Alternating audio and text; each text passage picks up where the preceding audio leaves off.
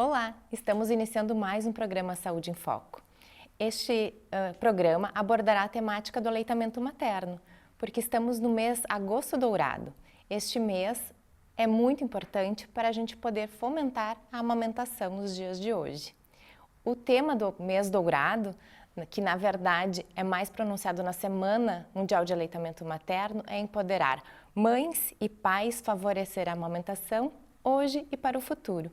Então vamos conversar um pouquinho sobre essa temática hoje.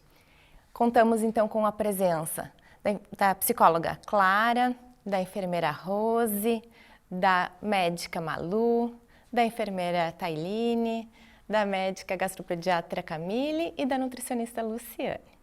Então queremos iniciar, os questionamentos falando um pouquinho sobre a Semana Mundial de Aleitamento Materno. Então gostaria de te perguntar, Luciane, qual é a importância dessa semana para o aleitamento? Então, essa semana, assim como no dia 1º de agosto, ele começa então com o Dia Mundial da Amamentação e tendo então a semana que começa do dia 1º ao dia 7 de agosto como a Semana Mundial do Aleitamento Materno.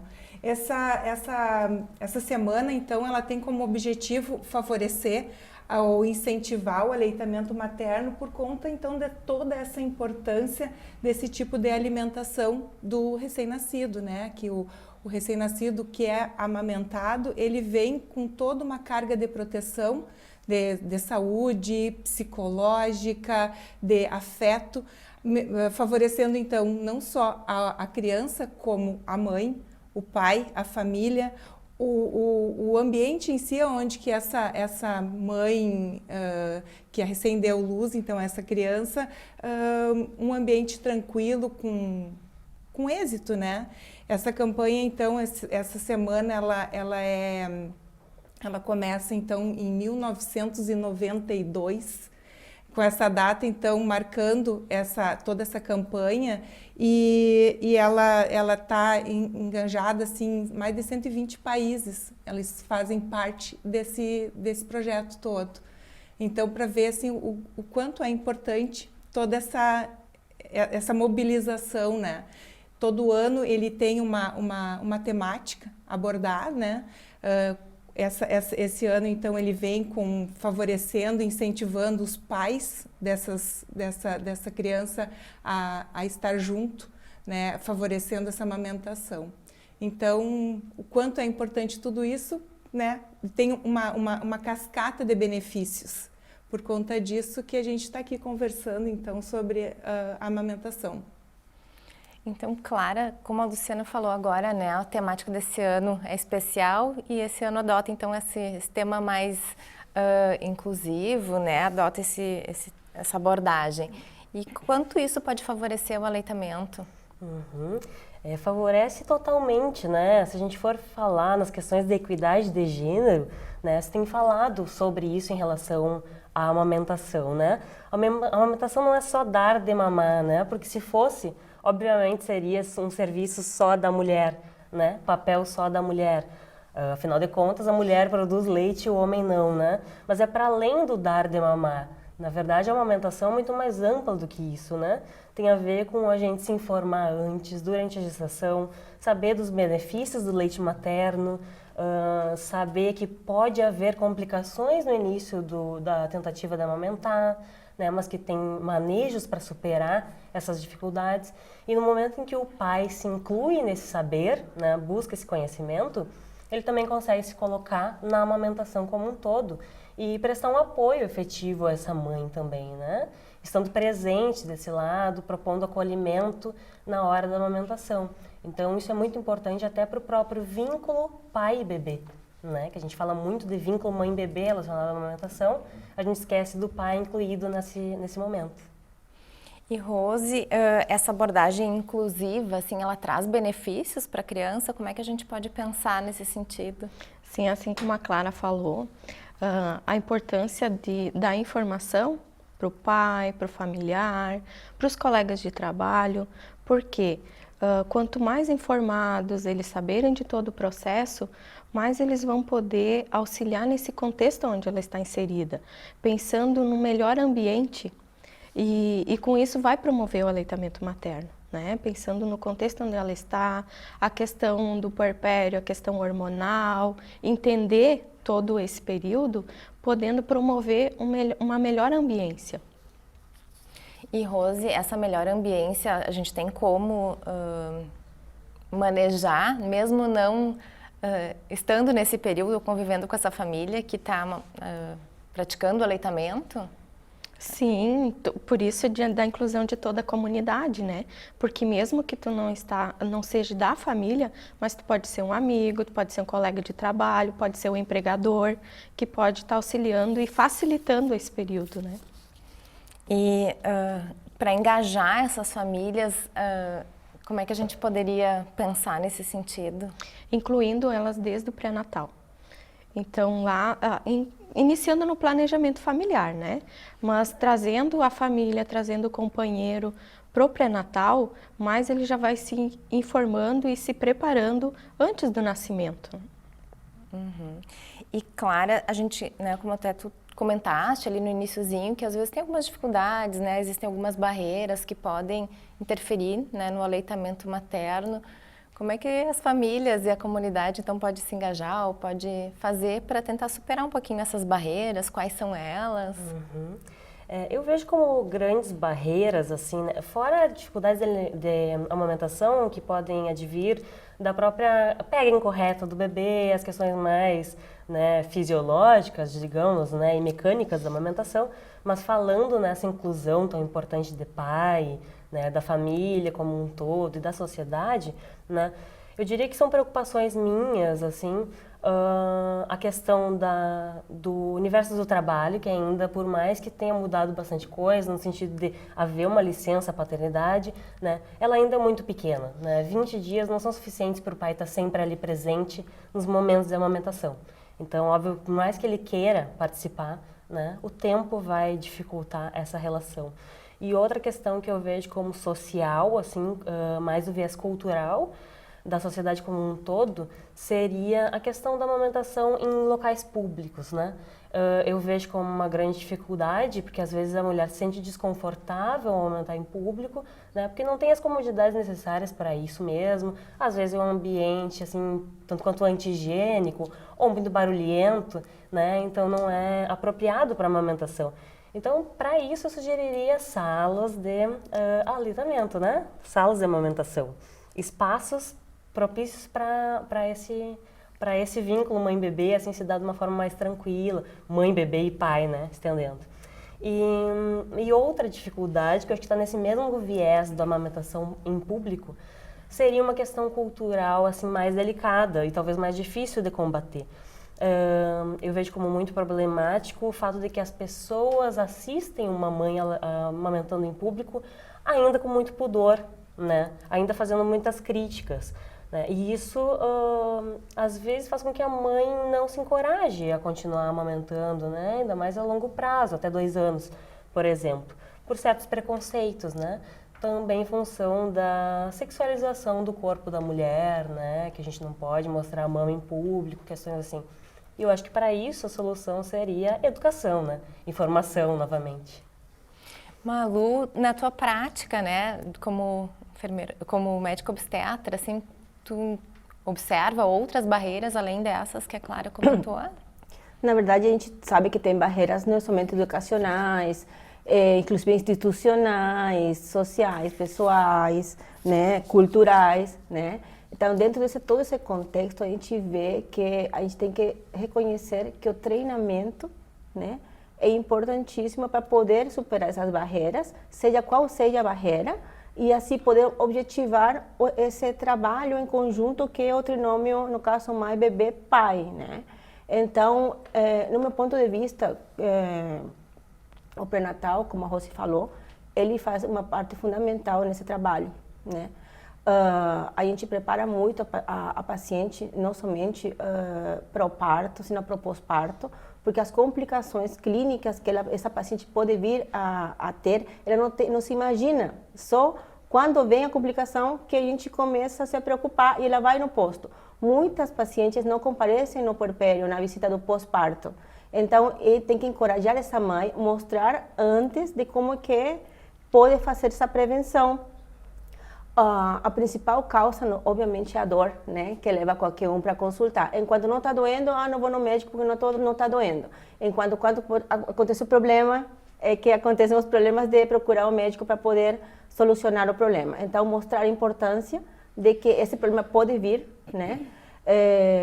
Não é somente encorajar, senão mostrar a doença em si, porque uma pessoa que não tem conhecimento, né, do que pode acontecer, não se importa por essa prevenção.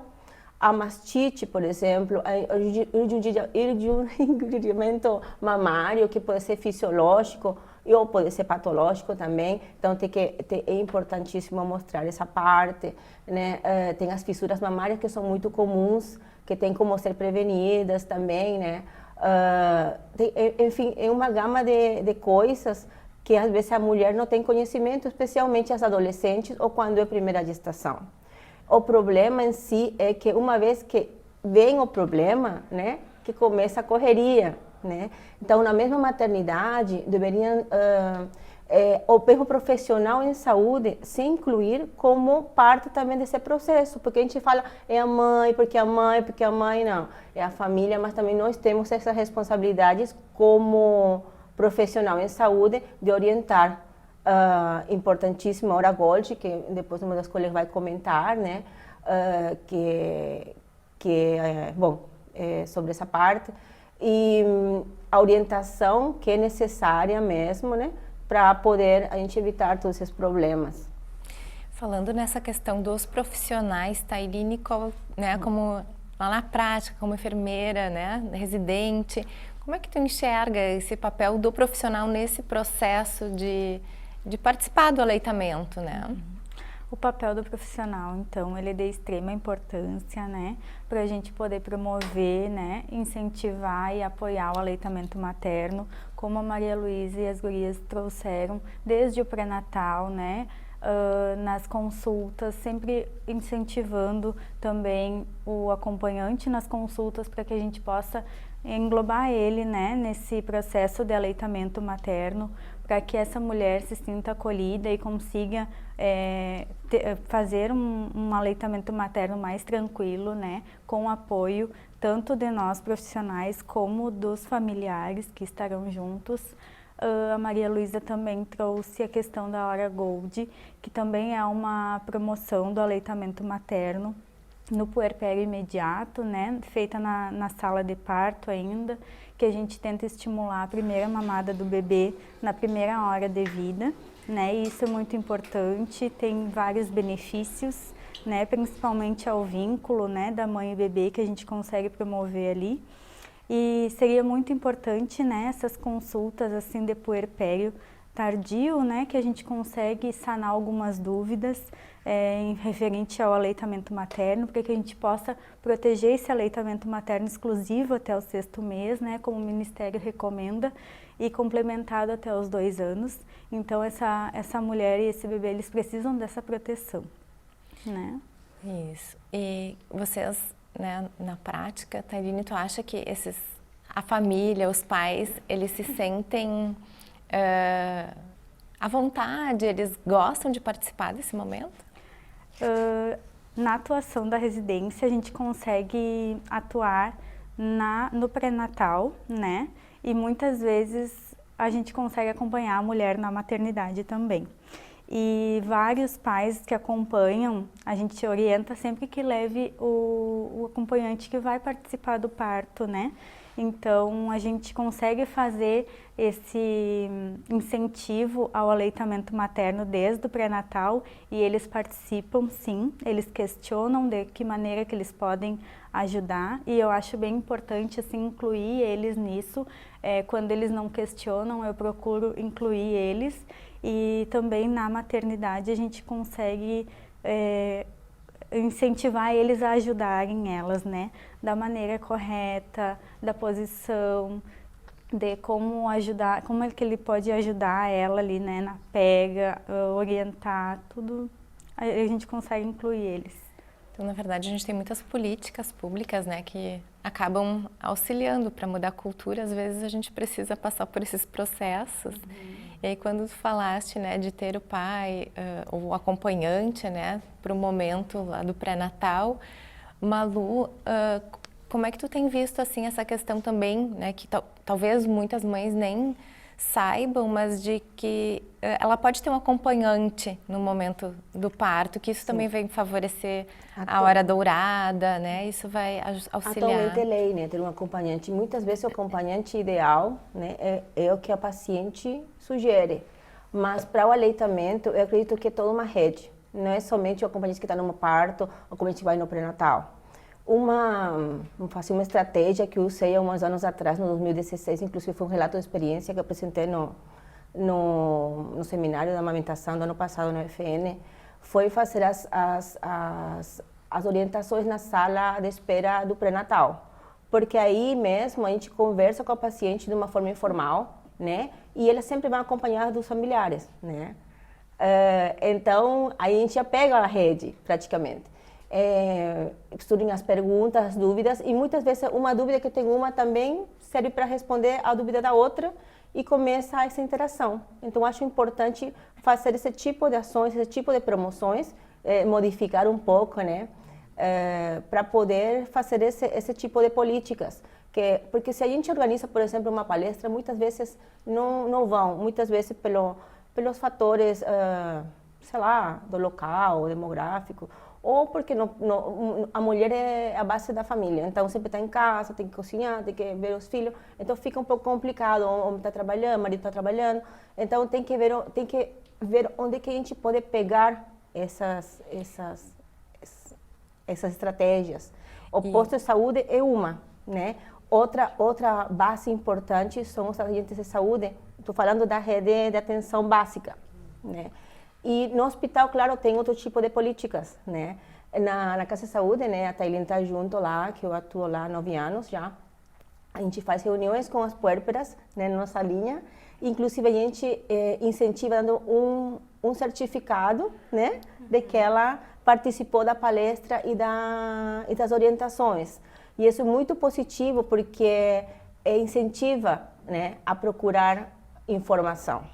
Rose, quer continuar? Outra ação, então, da atenção básica é a inclusão do parceiro no pré-natal do parceiro. Inclusive, na caderneta de pré-natal, na contracapa, atrás tem toda uma parte que é destinada ao pré-natal do parceiro, onde vai toda a identificação dele, consulta, a consulta médica, consulta de enfermagem, odontológica, os exames que ele faz, as vacinas durante o pré-natal. Então, é uma outra ação de inclusão do pai no pré-natal. E gurias, né, eu acho que ficou bem claro, assim, né, o quanto os profissionais já estão engajados, já pensam, né, nessas estruturas, né, a parte de saúde está fortalecida. Então, até queria ouvir um pouquinho da Clara, de repente, né, essa questão que a gente fala, né, incluir o gênero, pode soar um pouco estranho, porque essa questão do aleitamento sempre foi da saúde e da mulher. Então, como é que a gente leva isso para a comunidade, para a sociedade, para as empresas, né, para outros lugares que não estão acostumados com essa prática? Porque a gente fez uma ação também, né, numa semana de aleitamento materno, de enfeitar as vitrines da cidade. E muitas lojas que eram de roupas masculinas, por exemplo, né, perguntavam, tá, mas a minha loja não tem a ver com aleitamento. Então, realmente, além, né, do cultural, como tu pensa, Clara, que a gente possa resgatar um pouquinho essa outra parte da sociedade que não seja específico da saúde? Eu acho que a população no geral, né, que não mães, tendem a se colocar fora dessa relação com a amamentação, né? A tendência é essa, porque não existe ainda um discurso tão forte, eu acredito, do quanto essa rede de apoio de toda a comunidade, de que todo mundo faz parte, né, e vai facilitar o aleitamento, né? Eu, antes de ser mãe, por exemplo, antes da minha gestação, mesmo trabalhando com mães, né, com bebês, não percebia o quanto a gente realmente mergulha nesse novo mundo, né? E a gente começa a ter dúvidas desde a gestação de como é que eu me preparo para isso, né? Eu quero amamentar, e o querer ou não já vem de uma história familiar né? Se tu foi amamentado ou não pela tua mãe. Então, até essa retomada, assim, da cultura familiar, eu acho que tem que ter... A gente poderia abrir espaços para isso, né? Tem que pensar em estratégias para que chegue em toda a população, né? Não só na academia, por exemplo. Não só quando a pessoa vai se tornar mãe ou pai, mas até antes, que seja uma cultura, né? Então, através de iniciativas assim mesmo, de estar na rua, né? De mostrar isso, de fazer campanhas que falem mais da importância da rede de apoio, né? Acho que é mais ou menos por aí. E essa rede... E no retorno ao trabalho, que antes a gente até tinha falado, enquanto nós não temos licença maternidade estendida até os 6 meses e uma licença paternidade que hoje está bem restrita com 5 dias, né? Em algumas empresas até 20 dias, mas que a gente tivesse uma sala de apoio à amamentação quando essa mãe retornar ao trabalho, onde ela pudesse então dar continuidade ao aleitamento materno exclusivo, fazendo uma ordenha, fazendo um armazenamento ideal, podendo levar depois esse leite de uma maneira correta, né, armazenado, transportado para o cuidador ou para a escola onde a criança vai ficar. Então, no ambiente de trabalho, ela também ter essa sala de apoio. Isso diz respeito, na verdade, a todo mundo, né? Porque o chefe da mulher pode não se sentir contemplado, né? Por que eu vou oferecer uma sala para que isso aconteça se para mim não traz bons frutos, mas traz. Porque a mulher mãe que está psicologicamente saudável, porque está conseguindo amamentar seu bebê, né? Exclusivamente, livre demanda seria o ideal, assim, ela é mais saudável, ela vai render mais, ela vai produzir mais, né? E assim também o pai que consegue estar mais próximo da mãe e do bebê nesses primeiros momentos. Então, falando, né, nessa questão de ter bebês mais saudáveis, né, sendo amamentados, de ter mães e famílias mais saudáveis, Camille, qual é, assim, essa frasezinha lá do final da campanha que diz, né, amamentar para hoje e para o futuro? O que a gente pode ter, né, a respeito disso, do aleitamento? Como todo mundo já falou aqui bastante sobre o vínculo, sobre o início da amamentação, sobre o pré-natal, depois na primeira hora, depois nos primeiros meses do bebê, que é o que a gente mais enfoca no aleitamento, mas a gente também pode pensar sobre as coisas que poderiam nos trazer na criança como adolescente e depois como na vida adulta. Então, começando na fase do bebê, ele estimularia já a fase, né, da sucção, da deglutição, né, além do contato com a mãe, que vocês já comentaram, sobre essa passagem de alguma parte da imunidade materna, de micro-organismos. Então, na primeira infância, evitaria infecções urinárias, pneumonias, diarreia, uma série de fatores que a gente sabe que acontece com a criança e na idade pré-escolar. Depois, numa parte mais de incentivo à cognição, né, tem estudos que mostram que a criança amamentada teria algum índice de inteligência um pouco melhor. E depois, na vida adulta, diminui o risco de doenças cardiovasculares, de diabetes, até mesmo tem um estudo que fala que diminui o risco de câncer, né, em meninas antes dos 15 anos de idade. Então, buscando pensar que não é só aquele ato ali do bebezinho, que a gente vai ter inúmeros benefícios até para a vida adulta, né? Então, né, o tema é amplo, nós poderíamos ficar conversando sobre ele ainda mais um bom tempo, né? Mas estamos finalizando, né, o tema de hoje, o nosso programa. Então, rapidamente, eu gostaria que cada uma colocasse, assim, uma dica que acha, dica de ouro, já que a gente está no Agosto Dourado, sobre o aleitamento materno. A minha dica seria que a mãe se dê o tempo necessário para se adaptar a essa nova rotina da amamentação, né? Não cai de uma hora para outra, a gente tem que ir se adaptando, mãe e bebê. Que a mãe tenha momentos de descanso e que quando o bebê está dormindo, que ela também possa relaxar e descansar. Evitar o desmame precoce através de um fortalecimento na rede, né, de apoio para fortalecer essas prevenção, né, pré-natal, parto, pós-parto. Também através da rede de apoio que essa mulher consiga se sentir acolhida nesse período de aleitamento materno. Acho que falando mais em relação ao tema da semana, que o pai possa participar mais, que então com aquele momento que depende da mãe, do ato de amamentar, depois ele possa ficar com a criança, né? Logo depois da amamentação, possa dar essa liberdade para a mãe descansar, que ele participe das atividades diárias do bebê, junto com a mãe. E a minha dica, então, é que tanto a mãe quanto o pai ou a família em si, que faça uma alimentação saudável. Isso aí vai fazer um grande benefício. Então, eu agradeço muito a colaboração e a participação de cada uma aqui hoje, né? Que esse tema tenha sido interessante, ou que pelo menos provoque um pouquinho, né, as famílias a conversarem sobre ele em suas casas. E também gostaríamos de convidar a todos para participarem do 2º Seminário Integrado em Aleitamento Materno, que ocorrerá no dia 20 de agosto aqui na UFN. E no dia 23 de agosto, para toda a comunidade, então, está o convite aberto também para participarem do Mamaço na praça, lá no centro da cidade. Mais informações vão ser divulgadas, né, durante o mês, mas convidamos a todos a participarem e a falarem um pouquinho mais sobre esse tema. Então, muito obrigado e nos encontramos no próximo programa.